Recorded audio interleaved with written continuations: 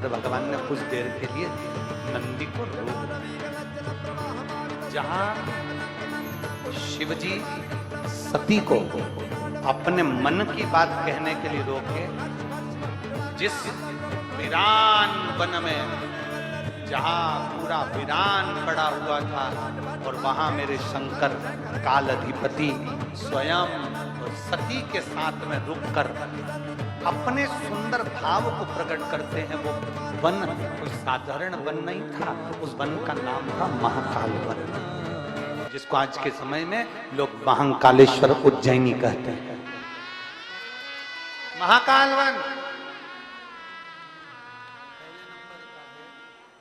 सती को नंदी पर बिठाकर भगवान शंकर ने कुछ देर के लिए नंदी को रोक दिया।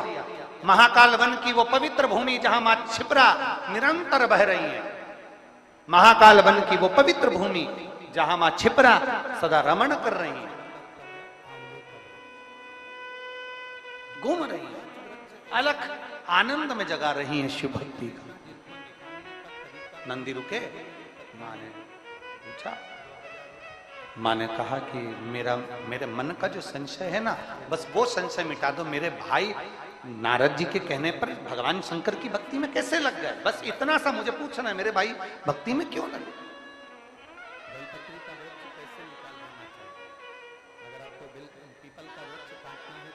देखिए, ये भी शिव की कृपा बिना नहीं होता, भगवान शंकर की करुणा बिना नहीं हो सकता। शर्मा जी, हम कई बार कथाओं में कहते हैं कि अगर शिव महापुराण का कोई यजमान बना हुआ है या सह यजमान बने हुए हैं या कोई 25, 15, 20 जो भी यजमान बने हुए हैं या सहयोगी बने हुए हैं या कोई समिति है या लोग शिव महापुराण की कथा सुन रहे हैं या कोई नजदीक में शिवालय है, शंकर का मंदिर है, वहां लोग सेवा में लगे हैं, तो आखिर शंकर भगवान इतने सारे विदिशा में से या इतने सारे क्षेत्र में से कुछ लोगों को चुनता क्यों है। तो उसके लिए सती मैया कहती है, महादेव आप बताओ कि मेरे भाई नारद जी के कहने पर आपकी भक्ति में कैसे डूब गए। शिव जी उज्जैनी में महाकाल वन में अपने नंदी को रोककर सती मां से कहते हैं, ये एक जन्म का पुण्य नहीं होता सती, ना जाने कितने कितने जन्म के पुण्य निकल जाते हैं, और वो पुण्य जब इकट्ठे होते हैं तब जाकर मेरी भक्ति किसी जीव को प्राप्त होती है। 1000 वर्षों के पुण्य, ना जाने कितने जन्म हमारे निकल जाते हैं। और मेरी जीजियों, मेरे जीजाओं, मेरी बेटियों, मेरे बेटाओं, मेरी माताओं, मेरे भाई, एक बात का स्मरण रखना, अगर आप आपके नजदीक के शंकर के मंदिर में, शिवालय में जा रहे हो, वहां सेवा कर रहे हो, झाड़ू लगा रहे हो, जल चढ़ा रहे हो, बेलपत्र चढ़ा रहे हो, श्रृंगार कर रहे हो, बड़े प्रेम से शंकर की अविरल भक्ति कर रहे हो, आप शिव महापुराण की कथा में पहुंचकर कथा का लाभ ले रहे हो, समझ लेना आपका एक जन्म का पुण्य नहीं, ना जाने कितने कितने जन्म निकल गए होंगे उसके पुण्य के अनुकूल आप यहां पहुंचे, अपने पुण्य के अनुकूल।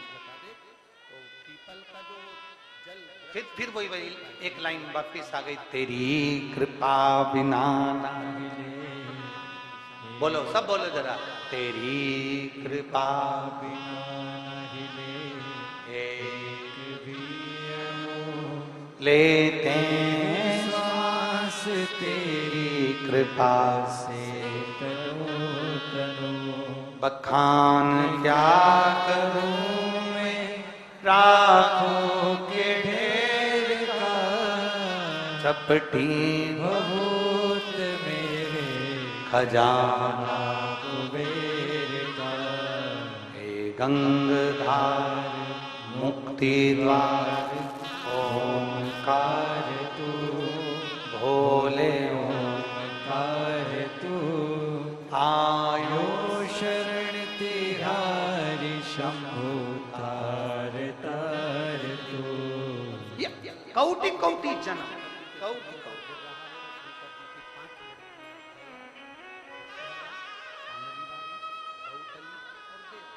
उज्जैन के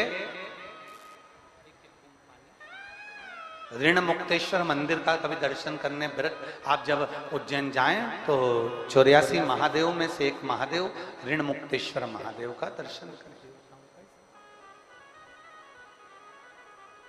आप जब दर्शन करने के लिए उज्जैन की पवित्र भूमि पर, मेरे महाकाल बाबा की पवित्र भूमि पर जब जाएंगे तो उस भूमि पर दीवार पर पत्थर पर अंकित है,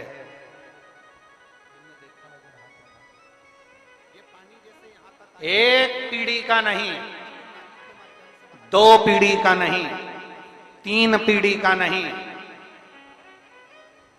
मेरे महाकाल राजा की उस पवित्र भूमि पर लिखा है 71 पीढ़ी के पुण्य प्रबल होते हैं तब शिव महापुराण की कथा सुनने को मिलती है, श्रवण करने को मिलती है। अपने नगर में, अपने गांव में, अपने क्षेत्र में कोई यजमान बने, कोई आनंद में श्रवण करे अपनी भक्ति में, और 71 पीढ़ी के पुण्य प्रकट होते हैं तब जाकर ये पवित्र कथा का लाभ हमें प्राप्त होता है। किसी तीर्थ में पहुंचना, किसी तीर्थ पहुंचकर भगवान की अविरल भक्ति को धारणा अभी चंचुला देवी का पति बिंदुक प्रेत योनि में पड़ गया तो चंचुला देवी बेधव्य हो गई, बेधव्य। अब चंचुला सोच रही है कि मेरे पति की मुक्ति के लिए क्या करना है, और पार्वती जी ने कह दिया शिव महापुराण की कथा। चंचुला विचार कर रही है कि मैं किससे करवाऊंगी, तो कहा तुम रुका जी के पास जाओ। देवऋषि नारद जी ने मना कर दिया था, मैं कथा नहीं सुना सकता क्योंकि मुझे श्राप लगा, मैं एक जगह बैठ नहीं सकता, मैं एक जगह बैठ नहीं।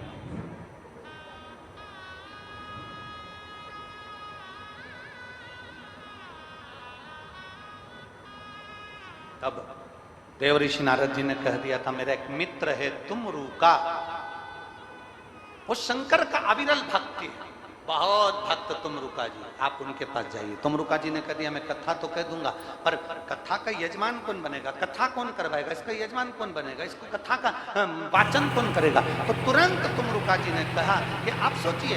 अब चंचुला देवी आंखों में आंसू भरकर बैठ गई, कथा का यजमान किसको बनाऊं, कौन कथा कराएगा। तो बस देवादिदेव महादेव के पास सूचना पहुंच गई। शंकर भगवान ने तुरंत कह दिया तुम चिंता मत करो, आप और हम पार्वती 16 दिन तक तैयार होंगे। 16 दिन का श्रृंगार करा, आज भी 16 दिन का श्रृंगार कर कर शंकर जी बन गई, ईश्वर जी, पार्वती जी बन गई गोरा जी, गणा और गोर। इसलिए आज भी मारवाड़ियों में, आज भी राजस्थान में, भारत की कई भूमि पर, मालवा क्षेत्र में भी कई जगह पर गणगौर की पूजन होती है और 16 दिन तक होती है क्योंकि शंकर पार्वती 16 दिन तक तैयार हुए।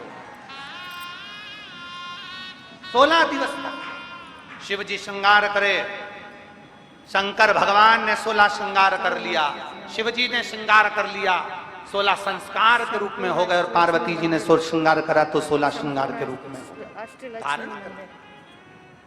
कथा बांचने वाला भी शिव है, कथा करवाने वाला भी जम के बोलो जरा शिव है, और कथा सुनने वाला भी शिव है। यहां कोई नहीं,